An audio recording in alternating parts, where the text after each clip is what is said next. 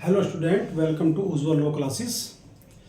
आज मैं डिग्री से आगे शुरू करता हूँ। धारा 2 में की सब धारा या सब खंड 3 के अंतर्गत डिग्रीदार को परिभाषित किया गया है। डिग्री होल्डर किसे कहते हैं? डिग्री होल्डर ऐसे व्यक्ति को कहते हैं जिसके पक्ष में कोई डिग्री पारित की गई है या निष्पादन योग्य कोई आदेश दिया गया है। डिग्रीदार।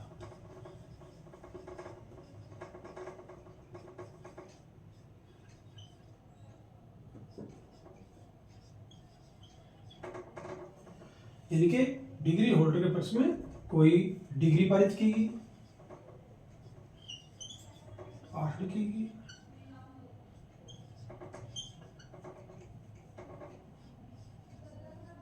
की गई, या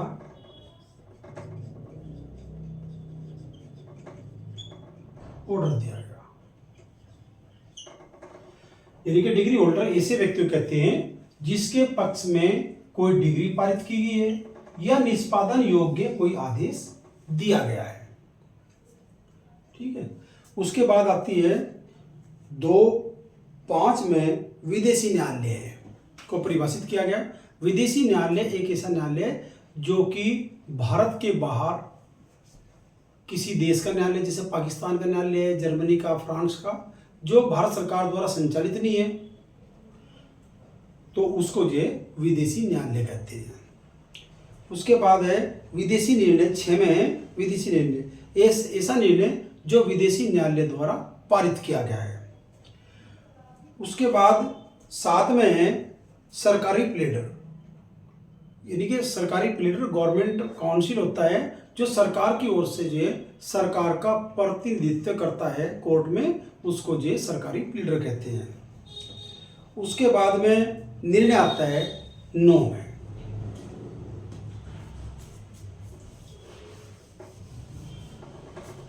जजमेंट। निर्णय सेक्शन 2(9) के अंतर्गत जजमेंट।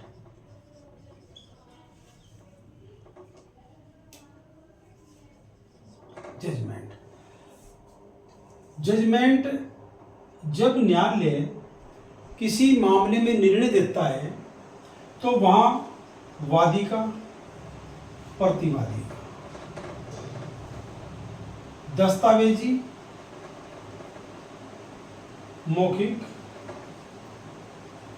इसी प्रकार यहां पर दस्तावेजी, मौखिक साक्ष्य का एनालिसिस करता है और उस पर जो है, यानी कि वहां एनालिसिस करने के पश्चात, उनको मिलाने के पश्चात किसका पक्ष प्रबल है, यानी कि वादी का पक्ष प्रबल है, तो वादी के पक्ष में निर्णय देगा।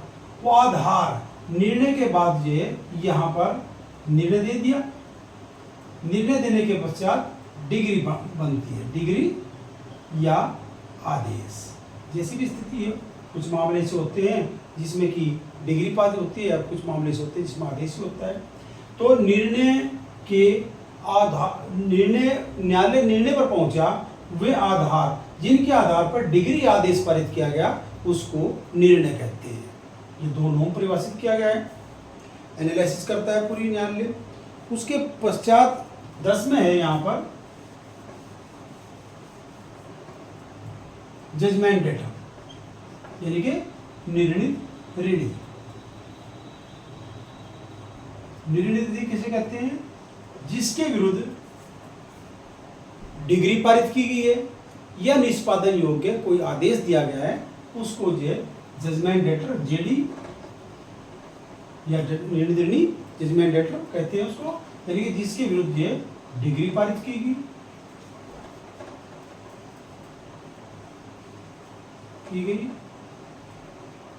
या निष्पादन योग्य कोई आदेश दिया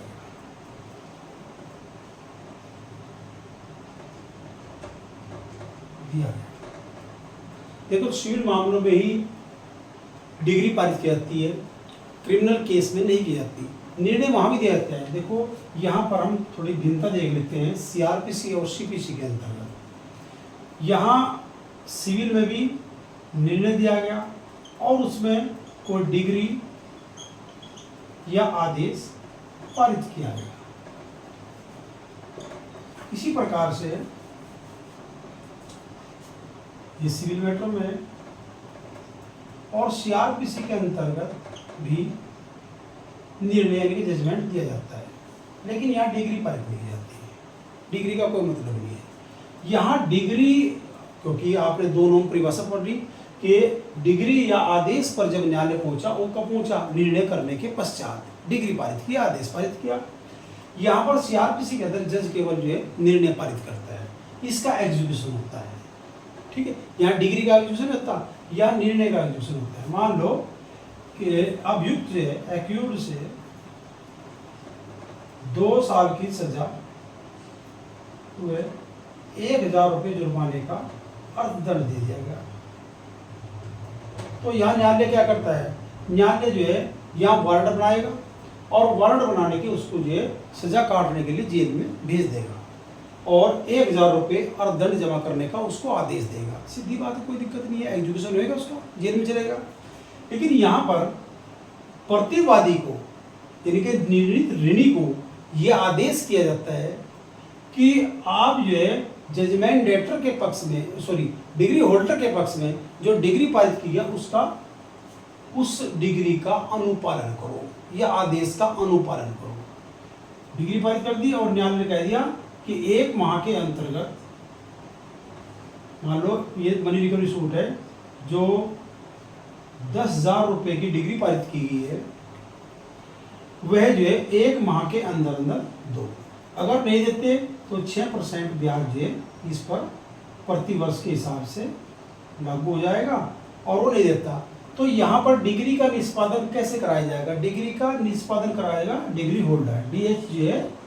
यहाँ पर अगर ये 1 महीने के अंदर इसका निष्पादन यानी कि आदेश का अनुपालन नहीं करता, तो यहाँ डिग्री होल्डर के पास क्या है उपाय कि यहाँ पर जो है ऑर्डर 21 के अंतर्गत जो निष्पादन कार्रवाइयों की प्रक्रिया से संबंधित है उसमें जो आवेदन पत्र देगा निष्पादन का,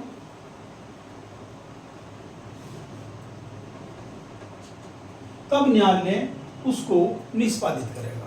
अगर उसके आदेश को नहीं मानता न्यायालय के, तो वहां पर ऑर्डर 21 में विभिन्न रूल है, जो सबसे बड़ा ऑर्डर भी है यहाँ जिसमें 106 रूल हैं, उसके अंदर निष्पादन कराते हैं और निष्पादन के अंदर न्यायालय इसका निष्पादन करेगा, क्योंकि डिग्री का निष्पादन न्यायालय ही करता है, न्यायालय में ही आवेदन पत्र दिया जाता है। ठीक है जी। उसके बाद हम बात करते हैं विधिक प्रतिनिधि को परिभाषित किया गया 211 के अंतर्गत कि विधिक प्रतिनिधि कौन है? जो विधित है या विधिक रूप से पक्षकार का प्रतिनिधित्व करता है, तो उसको जो है 11, उसको जो है यहाँ पर विधिक प्रतिनिधि कहते हैं।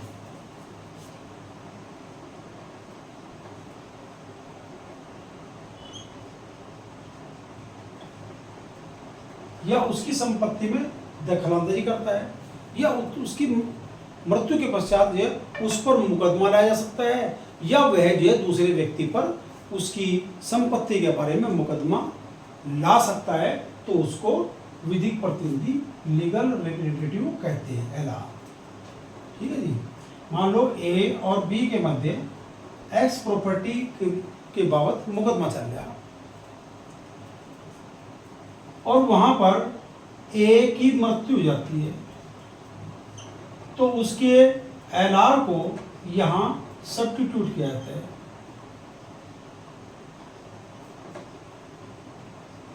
सब्स्टिट्यूशन यहाँ किया जाएगा, उसको प्रतिस्थापन किसका किया जाएगा? जो उसके बालक हैं, यानी मान लो उसकी मृत्यु के पश्चात यहाँ पर उसके वाइफ है, सन है और डॉटर है, उनको जो इसकी जगह सब्स्टिट्यूट कर दिया जाएगा, क्योंकि विधित है उसकी संपदा का प्रतिनिधित्व कौन करेंगे? उसकी मृत्यु के पश्चात उसकी पत्नी, उसके बच्चे, इस प्रकार से प्रतिनिधित्व करेंगे। यही बात जो है मान लो ऐसा भी हो सके कि ए ने जो है अपने जीवन काल में एक विल लिख दी और विल के अंतर्गत जो है किसी वाई व्यक्ति को, तो उसकी मृत्यु के बाद उसकी संपत्ति का प्रतिनिधित्व कौन करेगा? जो एक संपत्ति की विल लिख रखी उसका प्रतिनिधित्व वाई करेगा, तो वाई जो है यहाँ सब्स्टिट्यूट हो जाएगा। आदेश 22 के अंतर्गत जो है यहाँ पर 22 रूल 3 के अंतर्गत यहाँ विधिक प्रतिनिधि वादी के तय होते हैं। इसी प्रकार से अगर बी मर गया तो बी की मृत्यु के पश्चात उस विधित है उसका प्रतिनिधित्व कौन कर सकता है, या उसकी संपत्ति में दखल अंदाजी कौन कर सकता है, तो उसके बारे में, या उसके विरुद्ध मुकदमा कौन कर सकता है, या वह किसके ऊपर मुकदमा कर सकता है, उसके एलार, उसकी मृत्यु के पश्चात उसके एलार इसी प्रकार जुड़ जाएंगे, प्रतिस्थापन किया जाएगा। यहाँ पर ऑर्डर 22 रूल 4 के अंतर्गत अगर उसके जो है 2 पुत्र हैं तो ये 2 पुत्र करेंगे। उसने भी अगर अपनी इस एक संपत्ति की जिससे विवाद है विल कर रखी तो कौन करेगा? जो विल जिसके यानी पी के पक्ष में कर रखी, तो ये जो है प्रतिनिधित्व करते हैं, विधिक रूप से प्रतिनिधित्व करते हैं, वही जो है विधिक प्रतिनिधि माने जाते हैं। 2/12 में है अंत्यकालीन लाभ, मेन से प्रॉफिट।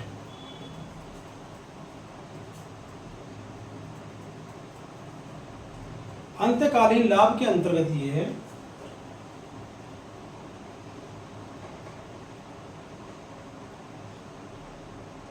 लाभ, अगर एक पक्षकार या एक पक्षकार दूसरे पक्षकार की संपत्ति पर नाजायज रूप से कब्जा कर लेता है, तो वहां जो कब्जा की हुई संपत्ति है, जैसे कि ए की संपत्ति एक्स है जिस पर कि बी जो है नाजायज रूप से अवैधिक रूप से यहाँ कब्जा कर लेता है, तो बी ने जब कब्जा कर लिया यहाँ ए जो है उससे मेन से कब्जा वापस लेगा और मेन से प्रॉफिट भी लेगा, अंतर्वर्ती लाभ भी लेगा, मध्यवर्ती लाभ भी लेगा। यहाँ ये व्यक्ति इस संपत्ति को 1 लाख रुपए प्रति वर्ष इसकी आय होती है, तो यहाँ बी भी जिसने कब्जा कर लिया वो भी 1 लाख रुपए कर सकता है, कोई दिक्कत नहीं। तो यहाँ ए जो है 1 लाख रुपए जब तक उसके कब्जे में 1 लाख रुपए प्रति वर्ष प्लस इंटरेस्ट ब्याज प्राप्त करने का अधिकारी होता है, चाहे भले ही उसने जो उसको खाली छोड़ रखा, उसने कमाया ना हो। विदित ये जो ए प्राप्त करता था वही बी प्राप्त करेगा, भले ही इसने अगर कुछ भी ना किया हो मान लो और इसने कुछ कमा भी नहीं हो, लेकिन विदित कमा सकता था कम से कम 1 लाख रुपए, तो 1 लाख रुपए प्लस ब्याज जो है अंत्यकालीन लाभ होगा। लेकिन अगर इस संपत्ति में उसने कोई अभिवृद्धि की है, मान लो ये जो है 10 बीघे कृषि भूमि थी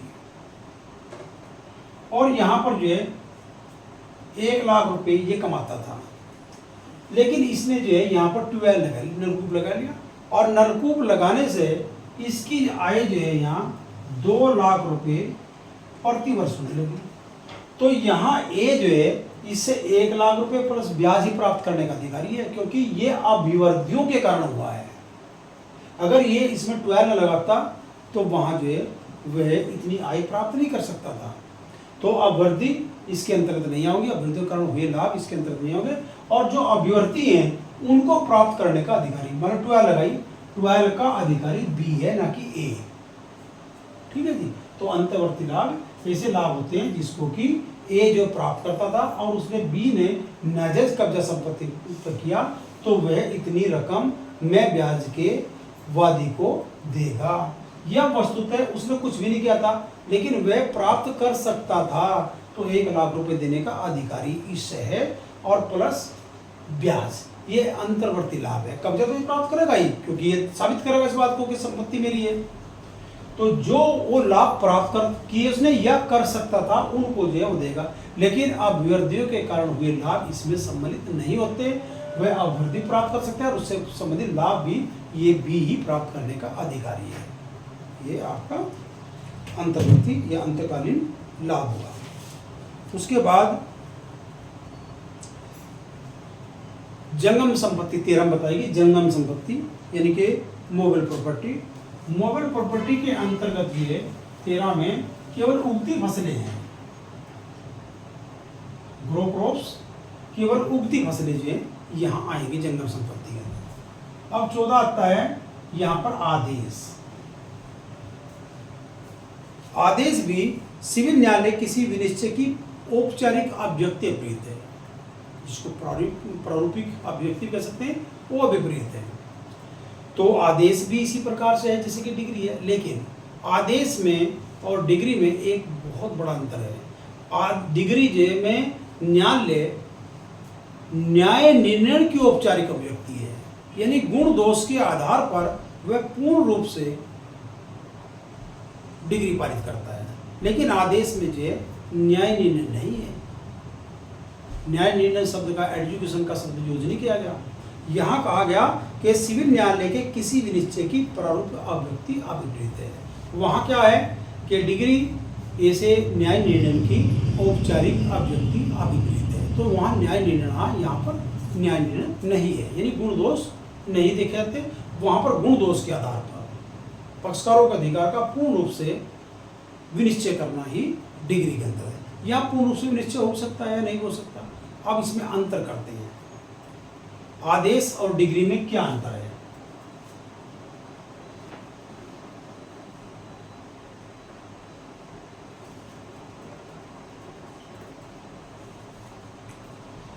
डिग्री सामान्यतः एक वाद में एक ही पारित होती है, यानी फाइनल डिग्री होती है। लेकिन मैंने कल बताया था, पिछले लेक्चर में था कि कुछ ऐसे मामले हैं जिनमें कि प्रारंभिक डिग्री पारित की जाती है, जिसका वर्णन जो है कोड ऑफ सिविल प्रोसीजर के आदेश 20 में और आदेश 34 में किया गया है। इनके 2 डिग्री पारित, सामान्यतः एक ही डिग्री पारित होती है, लेकिन इसका अपवाद केवल प्रारंभिक डिग्री है, जो कि आर्टिकल 20 और 34 में किया गया है। एक आदेश जो है, एक मामले में एक से अधिक आदेश हो सकते हैं। कितने भी आदेश हो सकते हैं? आदेश अनेक हो सकते हैं, अनेक आदेश हो सकते हैं एक पत्रावली पर। नंबर 2, डिग्री सामान्यतः डिग्री जो है एक वाद में पारित की जाती है, लेकिन आदेश जो है किसी भी कार्रवाई में पारित की सके। उसके बाद प्रत्येक डिग्री की अपील होती है। प्रत्येक जो डिग्री पारित की गई उसकी अपीलेबल है, अपील हो सकती है, लेकिन प्रत्येक आदेश की अपील जो है नहीं हो सकती। यहाँ पर केवल जो है सेक्शन 104 के अंतर्गत और ऑर्डर 43(1) में, रूल 1 में जो नियम बताए गए उन्हीं के अपील हो सकती है। मिसलेनियस सिविल अपील कहते हैं इसको, वो हो सकती है। सामान्यतः डिग्री की अपील होती है और डिग्री में अपील में पारित डिग्री की भी अपील हो सकती है, यानी कि सेकंड अपील भी का प्रावधान है। लेकिन आदेश में जो है सेकंड अपील का कोई प्रावधान नहीं होता।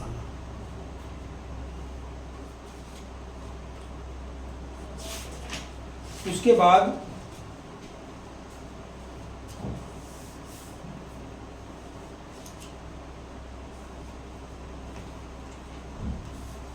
डिग्री प्रारंभिक और अंतिम हो सकती है, लेकिन आदेश जो है हमेशा अंतिम ही होता है। तो ये जो महत्वपूर्ण अंतर हैं ये डिग्री और आदेश के बारे में मैंने आपसे बताए, इनको ध्यान सुनना। उसके बाद देखो 217 में जो है यहाँ पर लोक अधिकारी के बारे में बताया गया है। लोक अधिकारी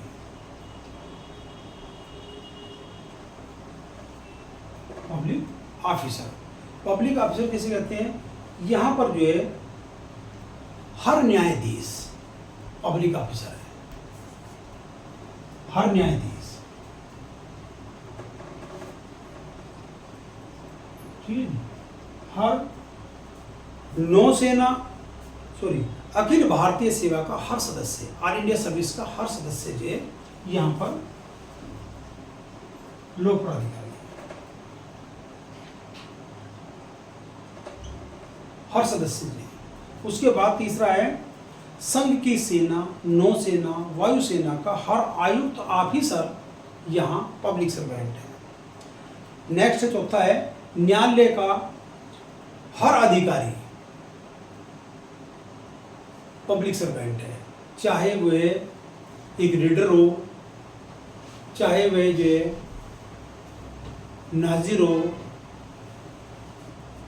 या कोर्ट ऑफिसर होते हैं वो हैं, या कमीशन जारी किया गया कमिश्नर हो, चाहे वो न्यायालय द्वारा नियुक्त किया गया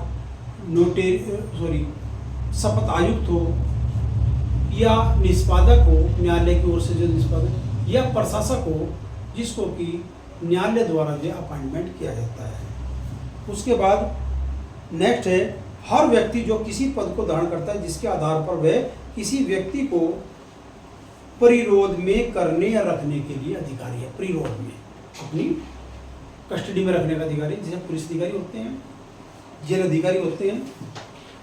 नेक्स्ट है सरकार का हर ऑफिस अधिकारी जिसका ऐसे अधिकारी नाते कर्तव्य है कि वह अपराधों का निवारण करे, अपराधों की इत्तला करे या अपराधियों को न्याय के लिए उपस्थित करे। ये व्यक्ति जो है ये भी लोक अधिकारी होते हैं। हर अधिकारी जिसका ऐसे अधिकारी नाते कर्तव्य है कि सरकार की ओर से संपत्ति ग्रहण करे, प्राप्त करे, रखे, जैसा कि रिसीवर वगैरह होते हैं। और हर अधिकारी जो सरकार की सेवा में है या उसके वेतन प्राप्त करता है या किसी लोक कर्तव्य के पालन के लिए फीस या कमीशन के रूप में पारिश्रमिक पाता है, तो ये व्यक्ति जो लोक अधिकारी होते हैं, इनको लोक अधिकारी कहेंगे। तो ये महत्वपूर्ण परिभाषाएं हैं जो कि एग्जाम में इनसे संबंधित पूछा जाता है। अब हम बात करते हैं सेक्शन 3 की। सेक्शन 3 के अंतर्गत ये यहाँ पर न्यायालय की अधीनस्थता के बारे में बताया गया है कि कौन न्यायालय किसके अधीनस्थ होगा।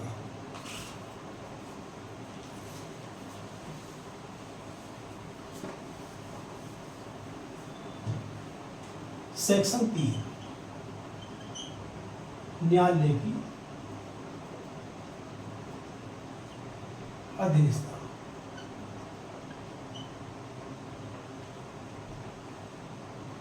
देखो, एक प्रदेश में, राज्य में जो हाई कोर्ट होता है, हाई कोर्ट, उसके नीचे जो है अधीनस्थ न्यायालय होते हैं, यानी कि जितने भी अधीनस्थ न्यायालय हैं वे हाई कोर्ट के अधीनस्थ हैं। हाई कोर्ट किसी के अधीनस्थ नहीं होता क्योंकि ये कॉन्स्टिट्यूशनल बॉडी है, ये सुप्रीम कोर्ट के अधीनस्थ नहीं होता। उसके निर्णय मानने के लिए बाध्य है, वो एक अलग चीज़ है, लेकिन ये हाई कोर्ट जो है सुप्रीम कोर्ट के अधीनस्थ न्यायालय नहीं होता। हाई कोर्ट के अधीनस्थ जो न्यायालय होते हैं वो है डिस्ट्रिक्ट कोर्ट, डीजे, जिला न्यायालय। जिला न्यायालय के बाद जो है सिविल जज, जीएडी, जूनियर डिवीजन, सिविल जज, एसडी, सीनियर डिवीजन, और SCC court, small courses court, लघुवादी न्यायालय, ये इसके अधीन होते हैं। अब यहाँ पर जो है डिस्ट्रिक्ट कोर्ट हमेशा हाई कोर्ट के अधीनस्थ होती है, लेकिन सिविल जज, जूनियर जज, सिविल सीनियर जज और एससीसी कोर्ट जो है ये इन दोनों के अधीनस्थ होती है, यानी कि हाई कोर्ट और जिला न्यायालय दोनों के अधीनस्थ न्यायालय कौन से होते हैं, ये न्यायालय है, सिविल न्यायालय। तो अधीनस्थता इस प्रकार से होती है। उसके बाद है आपका सेविंग क्लाज। सेक्शन 4 में सेविंग क्लाज के बारे में बताया गया है। व्यवर्ती खंड, हर एक्ट में जो है व्यवर्ती खंड होता है। तो सेक्शन 4 के अंदर सेविंग क्लाज है, इसमें जो है कुछ विधियों जो सिविल लॉज ही हैं एक किस्म से, उनको जो है सेविंग किया गया है सेक्शन 4 के अंदर, जैसे कि स्पेशल एक्ट है, एक्ट्स हैं, लोकल एक्ट है, उनमें जो है कोई बातें बताई गई है तो उनका प्रभाव जो है उन पर सीपीसी का कोई प्रभाव नहीं होगा। उनमें अलग अलग चीज़ें हैं, जैसा कि चकबंदी न्यायालय है। मान लो एक उदाहरण ले लेते हैं, चकबंदी न्यायालय। चकबंदी न्यायालय लोकल एक्ट है, उत्तर प्रदेश का कंसोलिडेशन एक्ट। उसमें जो है केवल चकबंदी की जो प्रक्रिया है उसको सुनने की अधिकारता चकबंदी न्यायालय को है और किसी को नहीं होती। और उसमें बार भी कर दिया गया कि सिविल न्यायालय लोकल यानी कि चकबंदी अधिनियम के अंतर्गत प्रक्रिया में के प्रावधान सिविल न्यायालय एडॉप्ट नहीं कर सकता, ग्रहण नहीं कर सकता। यानी कि अगर चकबंदी से संबंधित कोई भी मामला है तो उसको ग्रहण करने की अधिकारता यहाँ सिविल कोड को नहीं होती, यानी कि सिविल प्रोसीजर कोड लागू नहीं होता। तो यहाँ पर देखना है कि सेक्शन 4 के अंदर जो विवर्ती खंड है उसमें सिविल प्रोसीजर कोड जो है उन पर लागू नहीं होता, उनके बारे में प्रावधान कर दिया गया है। लेकिन जहाँ उनमें प्रक्रिया है ही नहीं तो वहाँ पर सिविल प्रोसीजर कोड लागू हो जाएगा, अगर उनमें प्रक्रिया नहीं है। मान लो अदम पैरवी में या वादी के व्यतिक्रम के कारण वादी का वाद डिसमिस इन डिफॉल्ट में खारिज हो जाता है, तो वहाँ पर आदेश 9 नियम 9 के अंतर्गत ही प्रक्रिया चलेगी। वो चकबंदी में दी नहीं गई है, वो सिविल प्रोसीजर कोड लागू हो जाएगा। जैसे यूपी रेवेन्यू कोड है 2006, वो भी लोकल एक्ट है, उसमें भी यही बात तय की है।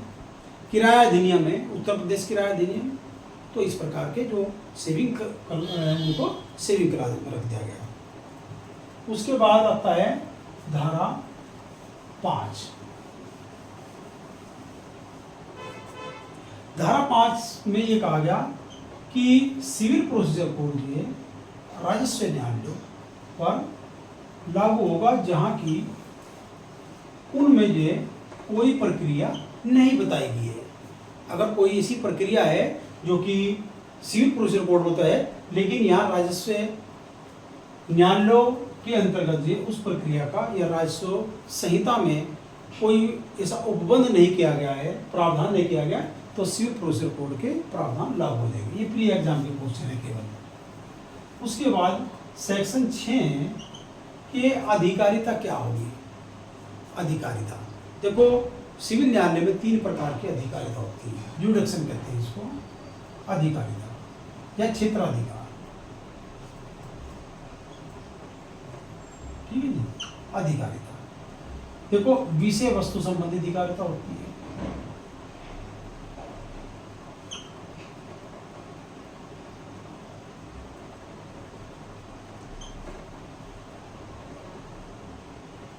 स्थानीय अधिकारिता होती है,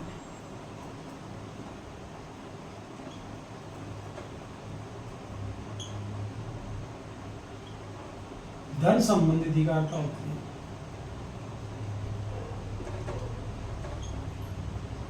ये 3 अधिकारिता सिविल न्यायालय में होती है। तो जो न्यायालय यानी कि जिस न्यायालय में हम शूट करेंगे उसमें ये तीनों अधिकारिता होनी चाहिए। यानी कि वादी एक वाद करता है तो यहाँ अधिकारिता देखनी चाहिए कि कौन सा न्यायालय उसका कोग्निजेंस यानी कि संज्ञान या विचारण कर सकता है, ये देखने की जरूरत है। तो इनमें जो है यानी कि आगे हम बताएंगे इसके बारे में, सेक्शन 15 से अधिकारिता किस किस प्रकार से अर्जित होती है।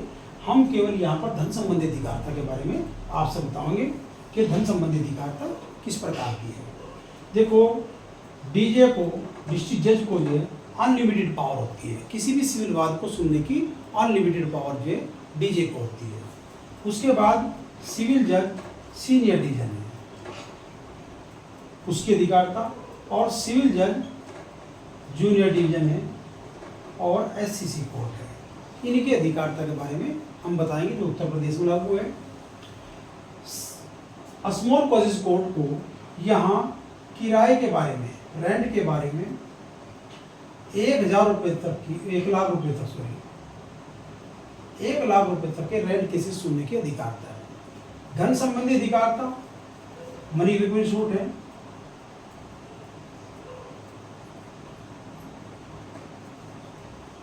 रिकवरी सूट है, उसकी 25,000 रुपये तक की अधिकारिता दे SCC कोर्ट को होती है।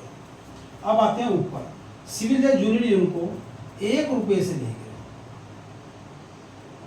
और 5 लाख रुपए तक की अधिकारिता सिविल जज जूनियर डिवीजन को होती है।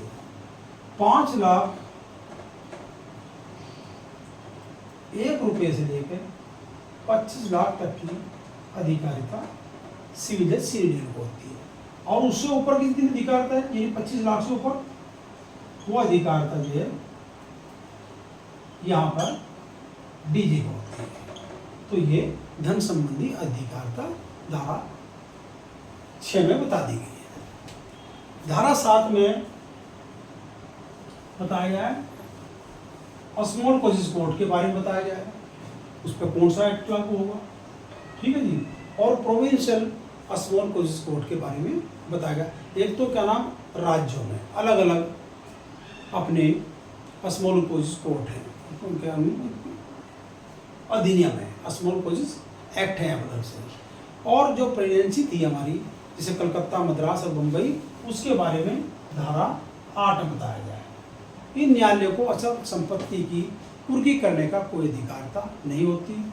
ये जो यहाँ पर गिरफ्तारी के आदेश भी नहीं दे सकते, तो इस बारे में बताया गया है। और ये केवल प्री एग्जाम में आती है, ज़्यादा महत्वपूर्ण नहीं है, 7-8 कभी कभार वैसे पूछी जाती है।